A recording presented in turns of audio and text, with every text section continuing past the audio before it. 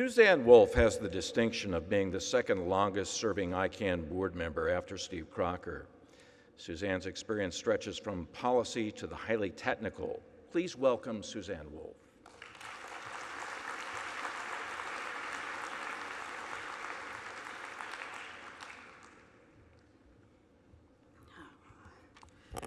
I want to say thank you, Brad, and thank you, everyone, for being here for this wonderful moment.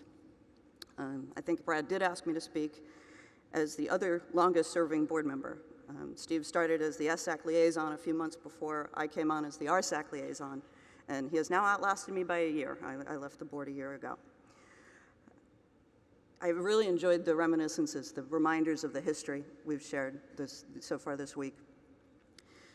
But when I'm asked for an observation about being an ex-board member, I'm always reminded of the joke about, I think, retired politicians.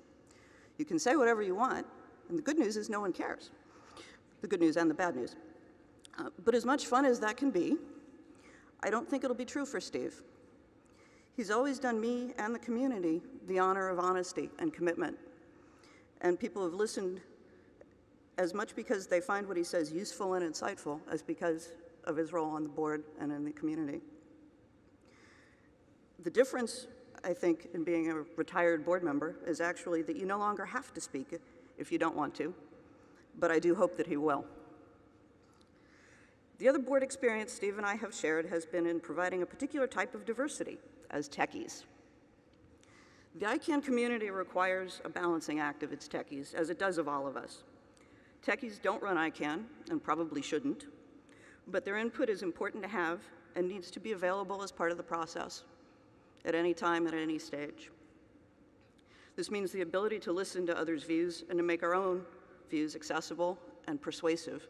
These are skills that techies are not always expected to have, but I think Steve has played that part with commitment and with grace and with deep, deep fervor. Someone Steve and I both held in very high regard, John Postel, used to tell me that you should always be trying to work your way out of your current job because it's the only way to get to do something new. So thanks, Steve. Congratulations on working your way out of this job, and I can't wait to see what's next.